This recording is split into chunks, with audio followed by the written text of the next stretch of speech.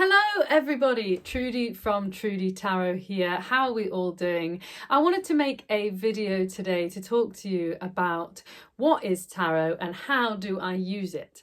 I've had a lot of people before when I've said that I read tarot going at me like, look, it's not some blood magic, black, dark magic voodoo thing, right? It's a very useful tool for guidance, self-help, and if you're like me and struggle to make decisions, it is fantastic for that. So let's delve into what actually is tarot. Tarot is a deck consisting of 78 cards, which is split into something called minor arcana and major arcana. Now, the major arcana is something that you might have seen before, where you see infamous things like the Death card or the Wheel of Fortune or the Fool, some of those archetypal cards which appear every so often on cool t-shirts and things like that. You've also got the minor arcana, which is consisting of 4 suits, which are cups, pentacles, swords and wands, and each of those is split up into 10 cards with 4 court cards, just like a normal deck of cards. So you've got 1 to 10, and then you've got a page, a knight, a queen, and a king for each suit.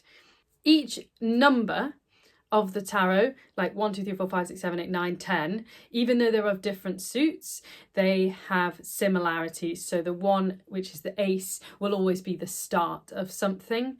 Then tarot works in cycles, so the 10 is always the end of the cycle, and you have sort of 2 mini cycles. So the 5 will always be the end of a miniature cycle, and the 6 the start of a next mini cycle, but the whole thing goes from 1 to 10. And the court cards are representing people or aspects of personalities. That's in the minor arcana. Then in the major arcana there are 22 cards. They go from 0, which is the Fool, to 21, which is the World, and each of them is a movement through a journey, through a cycle. So the major arcana might represent bigger things that are happening. First we have cups, and cups, the element of cups is water, and it usually is signifying emotions. Then you've got pentacles, which the element is earth, and those represent our physical world and money and the things that are around us in the earthly realm. Then we've got swords, and the element of swords is air. Swords are representing of our thoughts, what's going on in your mind, in the depth of your mind. Finally, we have wands. Now wands, the element is fire. They are more signifying ideas. So that is a quick 101 of tarot and what the deck is consisting of.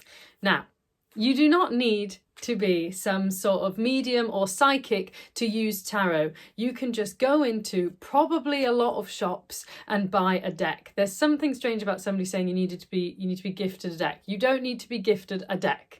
Go and buy a deck if you're interested in tarot, and just start looking at the cards. Start by picking one a day, having a look at what it means. There's so many resources on the internet which will tell you what the cards mean, but eventually you can start interpreting them by just using your intuition. But it is good to have a sort of idea of what other people say the cards are representing. But ultimately, what you feel is right will be right for that reading.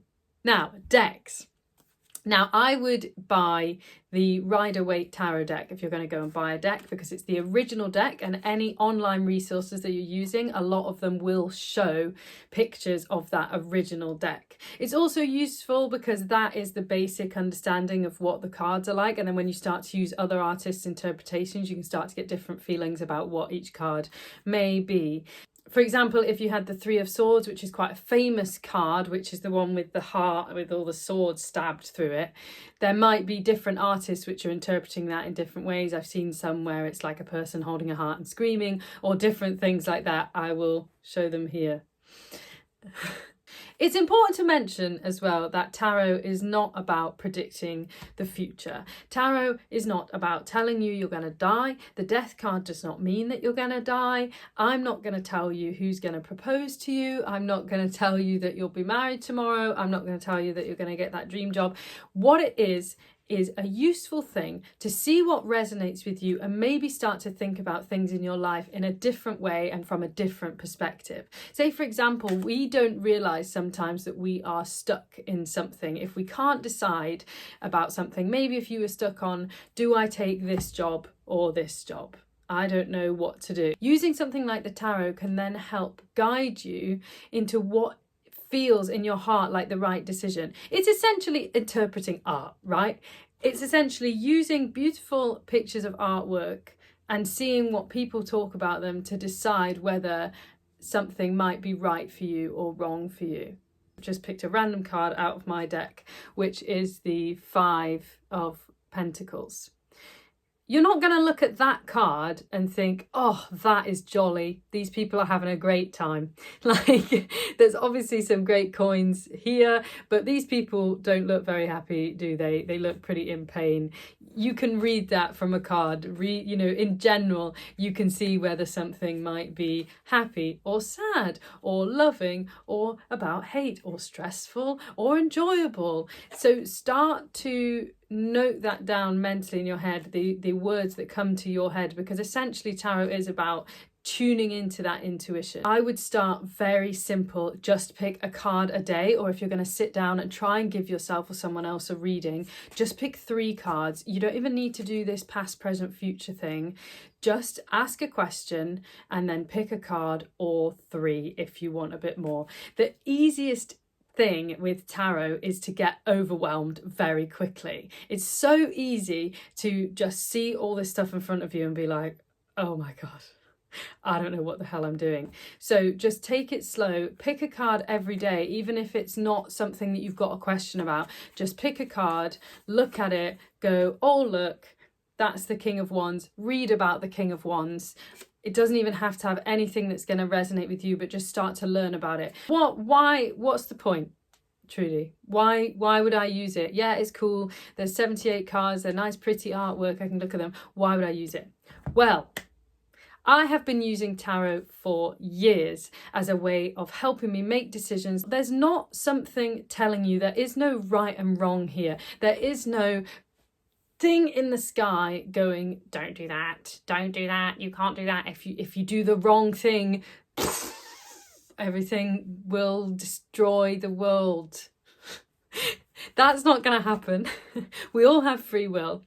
But tarot can be used so well for something like guidance, or especially creative blocks, which is why I do quite a lot of videos on creative blocks. I am in the creative industries. I know a lot of people who really struggle with creative blocks, and the beauty of the tarot is it means that you can pull, for example, 3 cards. You might look at these images and be inspired or see things in them that you hadn't thought about considering for your song or your artwork or your writing, anything like that. They might help you with a lot of the time what we all are experiencing sometimes, which is this mental block of not being able to move forward with a project or process it or get to the next step. So tarot can be so useful for that. And just in general, it's helpful for looking at things like your love life. If you're a couple, if you've got a partner and you want to maybe learn about what they might be doing for you in your life, what are they teaching you? That's a really useful thing to ask the tarot. If you're stuck on what the hell do I ask the tarot, there's a few things that I like to ask which can help you just start understanding yourself, understanding the decks, and getting some guidance in your life. I always like to ask the tarot, what is needed from me? I do this in all my videos. What is needed from me? Because then you're taking accountability for your life. Remember that we are creating our own life. It's such an important tool to use to learn about yourself, but also to discover what you really want. So, with that being said, I hope that's given you a bit of something to help you learn about the tarot. I will be doing more in-depth interpretations of the cards and the suits to help any of you who might want to use the tarot more in your lives. So thanks so much for being here. Please don't forget to like and subscribe, and if this video helped you, please comment down below. I'd love to know what you think. Thanks so much, and I'll see you soon. Bye.